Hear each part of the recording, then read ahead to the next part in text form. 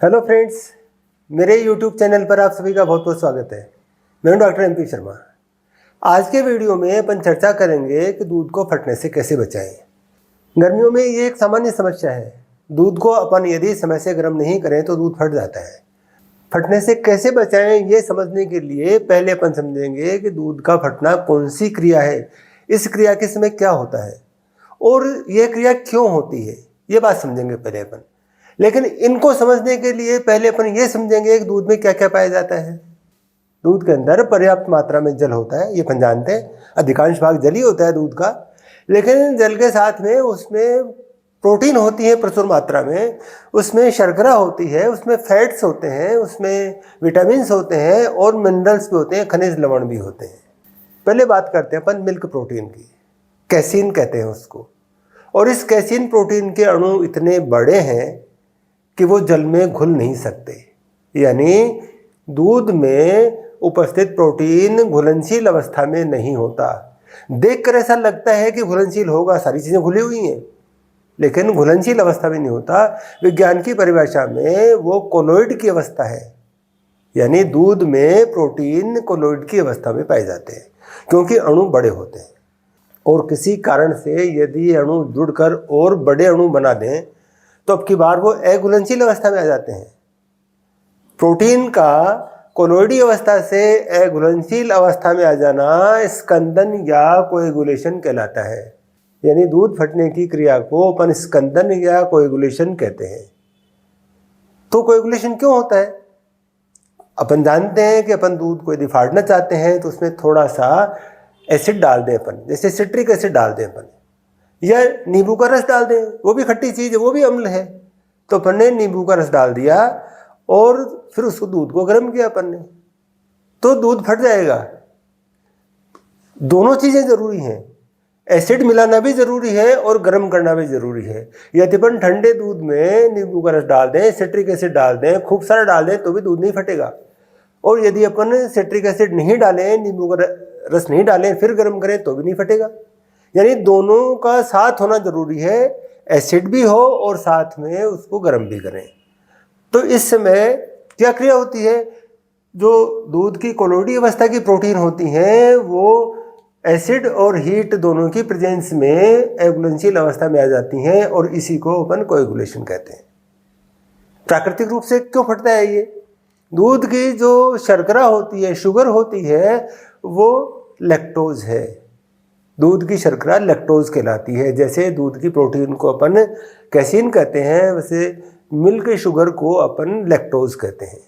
और वातावरण में बैक्टीरिया है इसलिए दूध में पहुंचते हैं वो, और ये बैक्टीरिया इस लैक्टोज शुगर को लैक्टिक एसिड में बदलते हैं। यानी एसिड दूध में खुद में बन गया बैक्टीरियल एक्टिविटी के कारण। तो यदि समय पर गर्म कर दिया अपने दूध को तो ये बैक्टीरिया मर गए, तो लैक्टिक एसिड नहीं बनेगा। लेकिन यदि दूध को समय पर गर्म नहीं किया तो बैक्टीरिया के कारण ये लैक्टिक एसिड बना, और इसके बनने के बाद में यदि अपन ने दूध को गर्म किया तो दूध तो फटेगा। तो यदि समय समय पर दूध को गर्म करते रहें तो बैक्टीरिया मरते रहते हैं और दूध नहीं फटता है। सर्दियों में बैक्टीरिया निष्क्रिय होते हैं।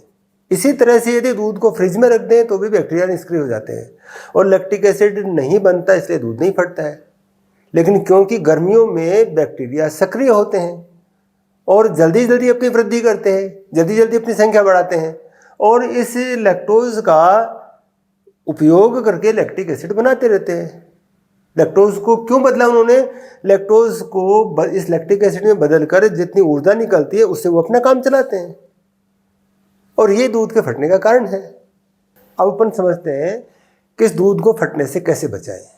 एसिड बन चुका है इसमें, यह अपन ने गलती से मिला दिया था, अपन ने सिट्रिक एसिड गलती से मिला दिया और अपन फाड़ना नहीं चाह रहे हैं इसे, तो कैसे बचाएं इसको? अपन ने ये समझा है कि मिल्क प्रोटीन के स्कंदन के लिए, कोगुलेशन के लिए उष्मा भी आवश्यक है, यानी उसको गर्म करना भी आवश्यक है और एसिड की उपस्थिति भी आवश्यक है। तो गर्म तो करना पड़ेगा दूध को, नहीं तो बैक्टीरिया उसको बिल्कुल सड़ा देंगे। तो एसिड का उपाय ढूंढते हैं अपन। यदि इस एसिड को जो बन गया या अपन ने मिलाया वो अपन उदासीन कर दें तो दूध नहीं फटेगा।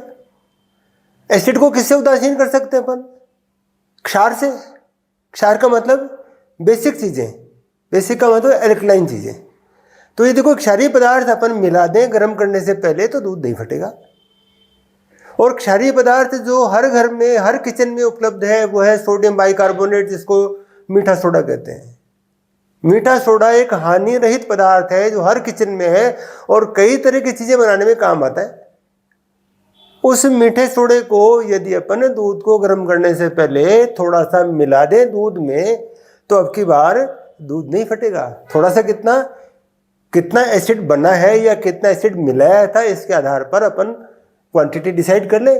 यानी एक चुटकी से लेकर 1.5-2 ग्राम तक अपन यदि मीठा सोडा मिलाएं 1 लीटर दूध में तो दूध नहीं फटेगा।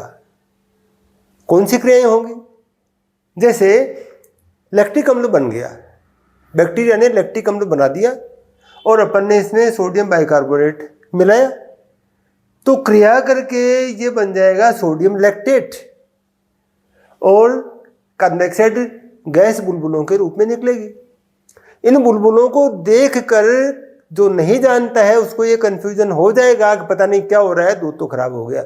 लेकिन ये सामान्य क्रिया है, कार्बन डाइऑक्साइड गैस बनेगी और निकल जाएगी, सोडियम लैक्टेट बना ये दूध में रह जाएगा। अब सोडियम लैक्टेट तो हानि रहित पदार्थ है, इसकी चर्चा भी करते हैं अपन अभी, सोडियम लैक्टेट।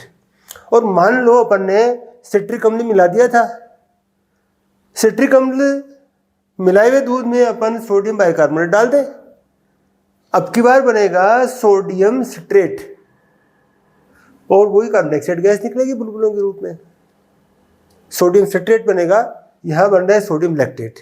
ये सोडियम सिट्रेट वही पदार्थ है जो इनों को पानी में घोलने पर बनता है। ये इनों के अंदर दोनों चीज़ होती हैं, इनों में ये दो ही चीज़ हैं और जैसे ही पानी डालते हैं तेजी से झाग निकलते हैं, वो तो कार्बन डाइऑक्साइड है और जो पदार्थ जल में घुलनशील अवस्था में रह जाता है वो सोडियम सिट्रेट, जिसको पर पी जाते हैं। अपन बात करते हैं अब सोडियम लैक्टेट की। क्यों मेन कंसंट्रेशन अपनी मीठा सोडा मिलाया अपन ने और सोडियम लैक्टेट बन गया अपने दूध में, तो ये कैसा पदार्थ है? तो सोडियम लैक्टेट एक मेडिसिनल कंपाउंड है, औषधीय महत्व का कंपाउंड है ये, और सोडियम लैक्टेट के इंजेक्शन लगते हैं। ये हानिरहित पदार्थ है, हानिकारक बिल्कुल नहीं है ये। दूसरी चीज, बहुत सारे ऐसे खाद्य पदार्थ, बहुत सारे ऐसे पैक्ड फूड हैं जिनके अंदर इस सोडियम लैक्टेट का उपयोग होता है, उसके अंदर मिलाया जाता है ये।